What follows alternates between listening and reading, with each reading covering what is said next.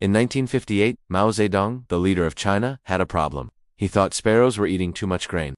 So, he did something that sounds like a cartoon plot but was actually real life. He declared war on birds.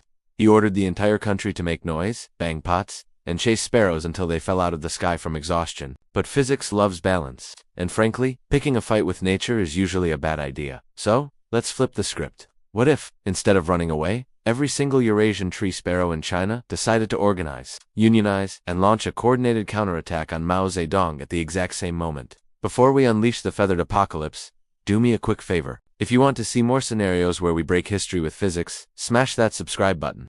It's the only way to ensure you're on the right side of the bird uprising. Okay, let's set the board. It is a sunny morning in Beijing. Mao is standing on the balcony of the Gate of Heavenly Peace, overlooking Tiananmen Square. In our timeline, there were millions of people down there waving flags. But in this scenario, the people have cleared out. They know something is coming. Historically, estimates suggest there were nearly 2.5 billion sparrows in China before the extermination campaign began. That number is so big our primate brains can't really process it. To put it in perspective, if you took 2.5 billion sparrows and lined them up beak to tail, that line of angry birds would stretch 375,000 kilometers. That is basically the distance from the Earth to the Moon. Now imagine that entire line is compressed into the airspace directly above Beijing. First, we have a traffic jam. A Eurasian tree sparrow is small, about 14 centimeters long, with a 20 centimeter wingspan. If they fly in a tight attack formation, let's say, density of 10 birds per cubic meter, we are looking at a cloud of birds with a volume of 250 million cubic meters. That is a solid cube of bird nearly 2,000 feet tall. When this flock arrives, the sun doesn't just dim, it vanishes. It would be like a solar eclipse made of meat and feathers.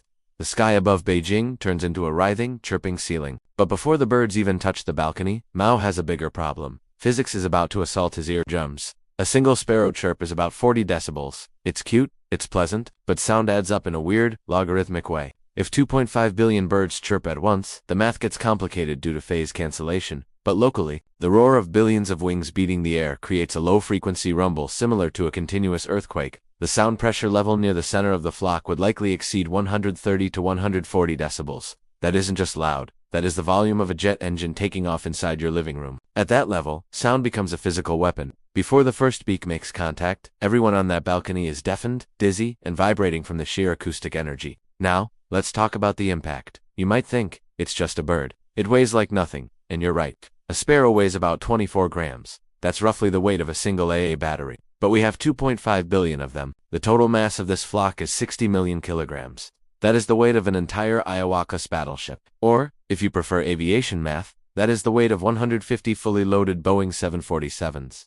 If the birds decide to simply dive bomb the balcony, they don't need to be strong, they just need to be heavy. We are talking about a kinetic strike equivalent to dropping a naval destroyer from the sky. The first wave of birds hits the guards. Even if they have machine guns, it doesn't matter. You can't shoot a tidal wave. A gun might take down 1,000 birds in a minute.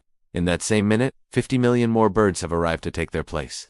The sheer mass of the birds piling up on the balcony exerts a structural load the building was never designed for. The pressure against the doors and walls rises almost instantly, blowing out windows and burying the balcony under tons of biomass. But here is the most interesting part, and the part that actually ensures there are no survivors. It's not the pecking, it's the thermodynamics. Birds are warm-blooded. A sparrow runs hot, with a body temperature of roughly 108 degrees Fahrenheit or 42 degrees Celsius. They are essentially little flying space heaters. When you pack millions of them together into a tight ball around a target, that heat has nowhere to go. It's the same physics that honeybees use to kill giant hornets. They swarm the enemy and vibrate their muscles to cook them alive. Inside the sparrowsphere engulfing the balcony, the air temperature would skyrocket. Combined with the CO2 exhaled by billions of tiny lungs, the oxygen levels drop to near zero, and the ambient temperature rises to over 122 degrees Fahrenheit or 50 degrees Celsius within seconds. So, even if Mao manages to hide inside a bunker, if the birds block the air vents, the heat wins. The flock is generating the thermal output of a small nuclear reactor, just spread out over a few miles. So, what is the result? In our alternate timeline, the Great Sparrow attack lasts about 4 minutes.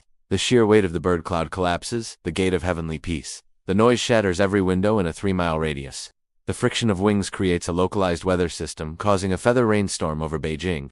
Mao Zedong, unfortunately for him, does not win a fistfight against a battleship made of feathers. But here is the ultimate irony. In real history, Mao won his war. He wiped out the sparrows, and the result? Without sparrows to eat the larvae and bugs, the locust population exploded. The locusts ate the crops, contributing to the Great Chinese Famine, which killed millions of people. So, in a dark, twisted way, if the sparrows had attacked him and won, they might have actually saved millions of human lives by surviving to eat the locusts the following year. Nature is interconnected in weird, terrifying ways.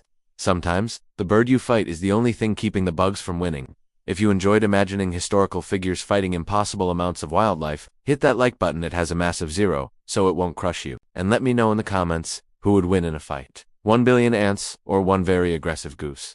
Thanks for watching, and stay curious.